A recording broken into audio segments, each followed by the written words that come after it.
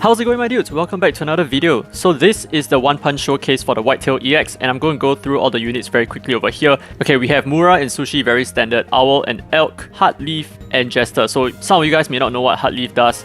Technically, Heartleaf is currently the pre-buff version, so she is going to be buffed in the future, or rather you can call her the nerf version. So these are her abilities. She doesn't really do much for the team, plus 30% to poison damage for this unit. This is absolutely nothing because the main damage dealer is going to be Sushi. So why are we using Heartleaf? Good question. So let's take a look at her skill over here. This is the only reason why we are using her, or at least this is my understanding of why she's being used. And as you can see, I have not even upgraded her very much as well. She's not maxed, and I don't even need to max her out. She still works. Although maybe maxing her out would increase the efficacy of your wind resistance debuff, so that could be something that you might want to consider. But anyway, I did it without maxing out this skill and it worked. So scatters poison spores, inflicting poison and reduce wind resistance on all foes. So she is an extra stack of reduced wind resistance, and that's apparently enough for us to do enough damage to one-shot the boss. Next time, Heartleaf is going to be buffed, so these two abilities are no longer going to be a selfish ability. It's going to be a team-wide buff. So everyone will do more damage to poison units, but currently this is just like that, so it's not so useful. So the way to one punch is you need 3 of this team,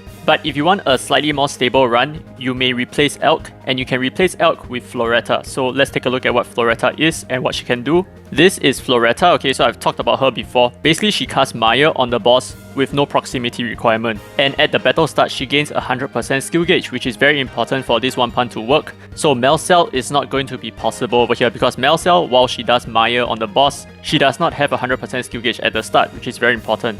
Well, I mean, technically with Mura, you don't need 100% skill gauge, you only need 50% extra, but nonetheless, Melcel does not have 50% extra skill gauge.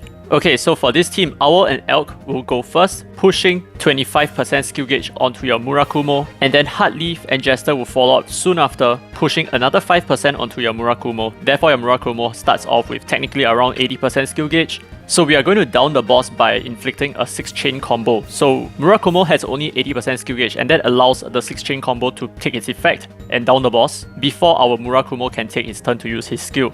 So it's just like that. But anyway, let's take a look at the Kaleido drop that Murakumo is equipping with. I know some of you guys may not have it because probably you started playing right after the event came around, or maybe you left the game during that period of time and you only just came back. So I can explain what this does. So basically, every time one unit of a different element is added to the party, you gain extra 10% skill damage to this unit. So over here, we only have... okay, we only have 2 elements, so this is only just 20% skill damage. So it's not very useful, okay? It's not very useful, but the thing is, most Mura Elia comps outside of this team runs with the Kaleido drop core, so I'm just gonna keep it as it is. But you can absolutely use anything. You can use even the Reggie X. But I think it is quite important that you max out the Death Book because you kind of need that 80% skill gauge on Mura at the start.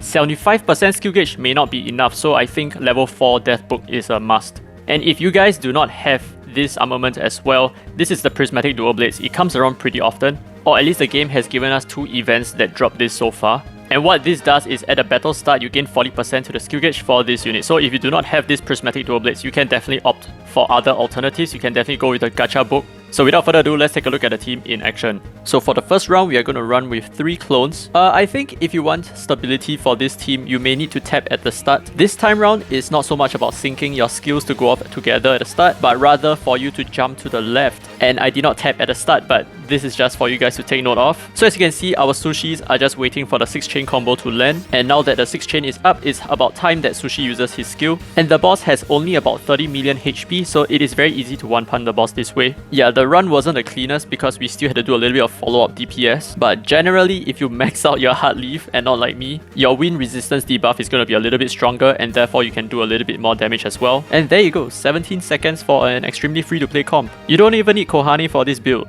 Okay, next time I'm going to show you how to use Floretta in the team. Basically, the only difference here is that you must tap. Okay, so the player that is using Floretta must tap at the start so that Floretta jumps to the left. Because Floretta has a little bit of skill animation delay, so you need to be very close to the boss so that you can follow up with a Jester ASAP.